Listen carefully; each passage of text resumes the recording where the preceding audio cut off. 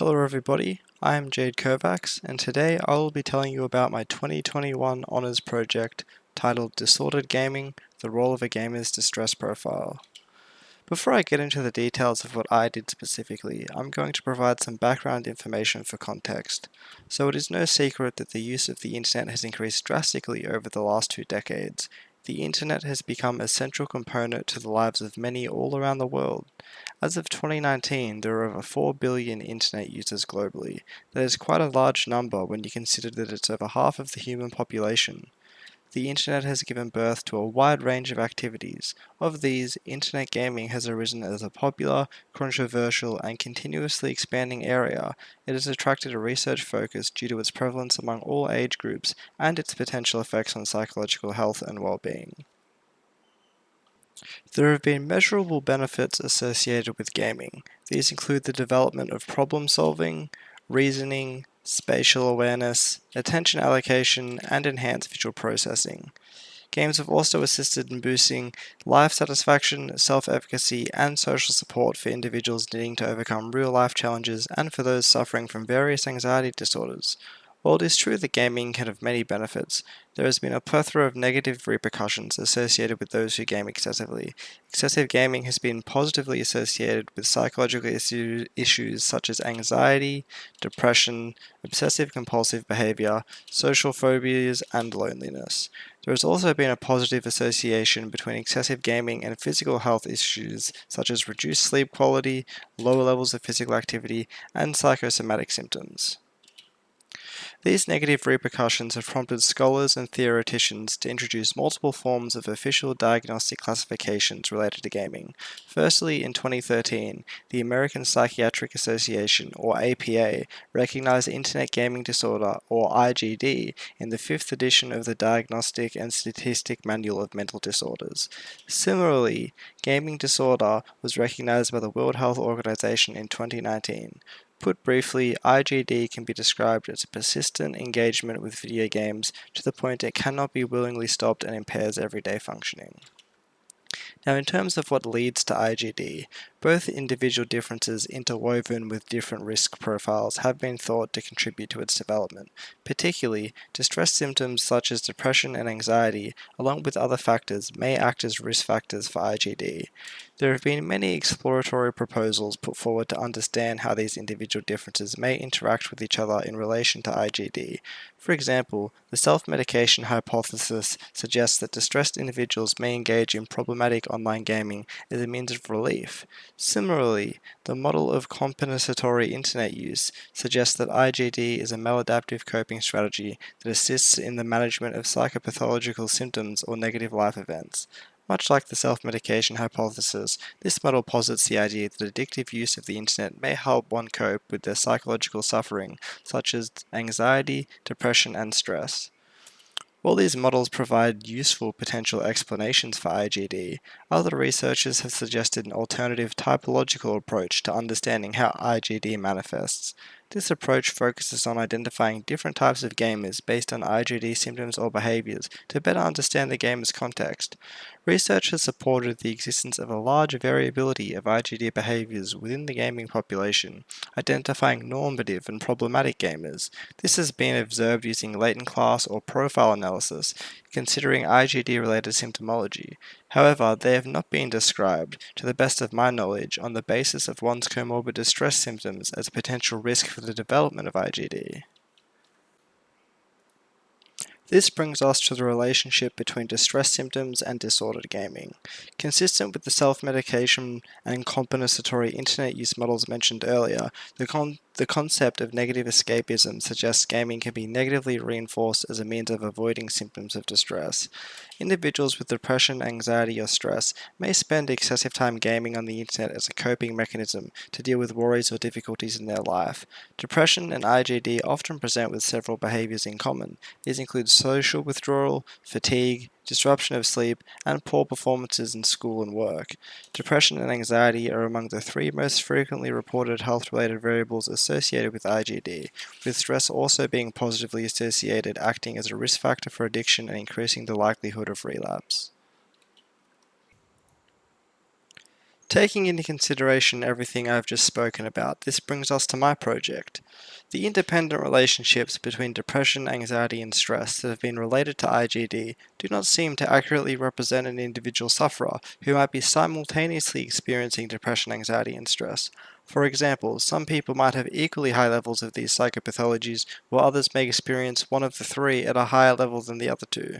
Considering the variability found within the gaming population, which has resulted in clearly distinguishable profiles, the same could be assumed regarding psychological disorders in the gaming population.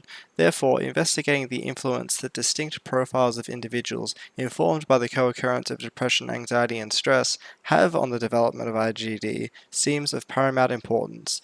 This is particularly beneficial as comorbid psychopathology should be treated alongside IGD for optimal treatment outcomes. In order to investigate the relationship between distress profiles and IGD, I came up with the following aims.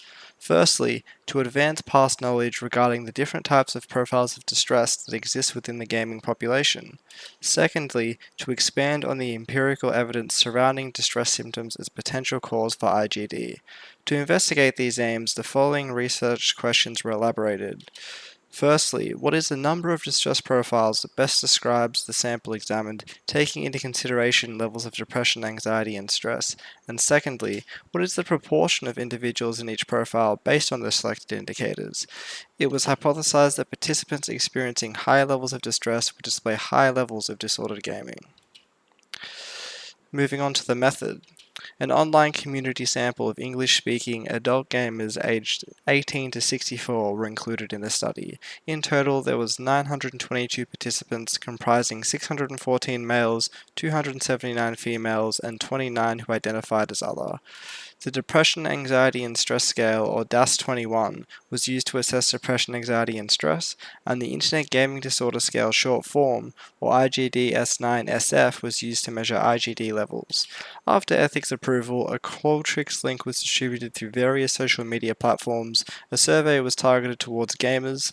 Upon accessing the link, participants were directed to the plain language information statement, clearly stating the study aims, potential contributions, voluntary participation, right to withdraw, and informed consent.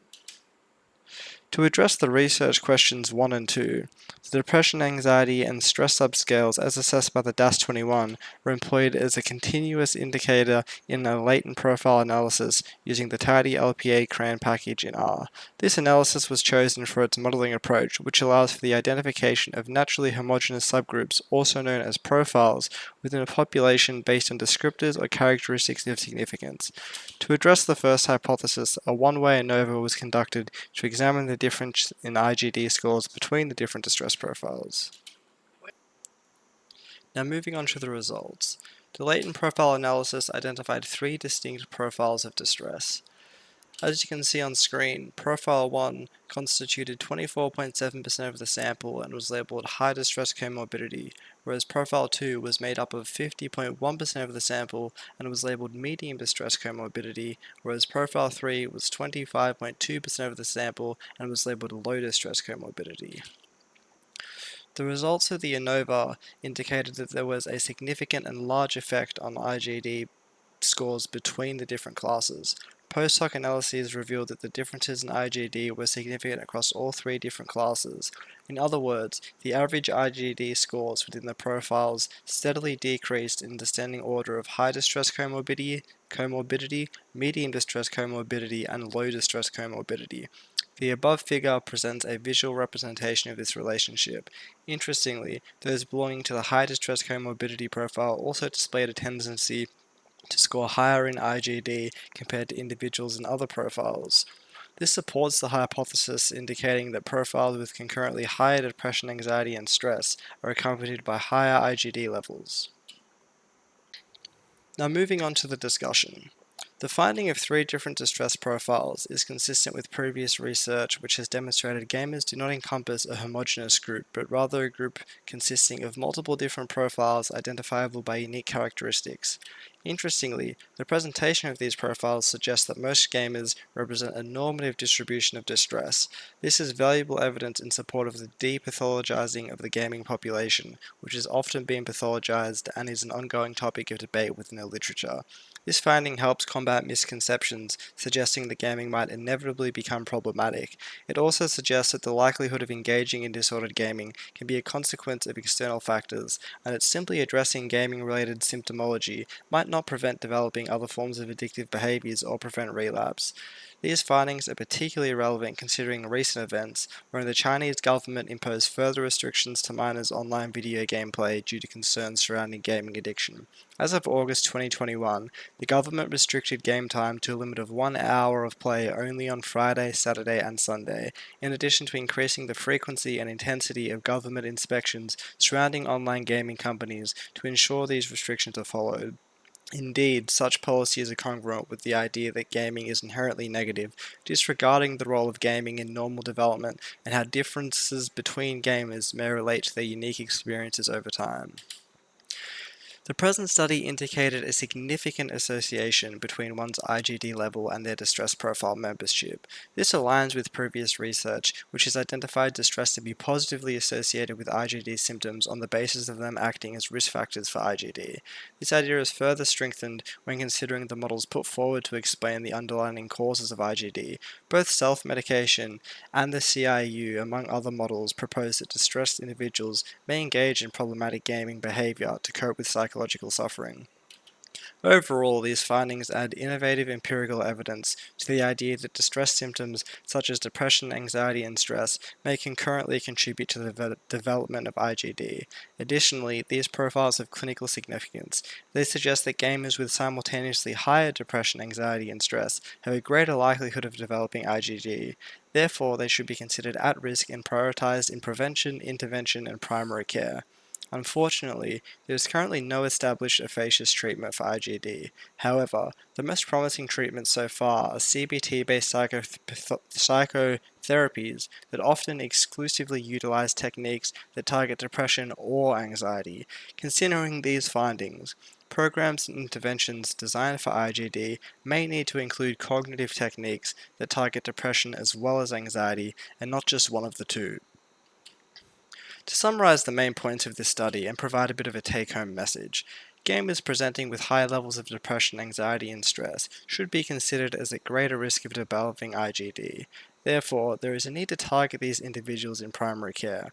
Additionally, these findings call attention to the need for an efficacious treatment targeting depression, anxiety, and stress concurrently with IgD.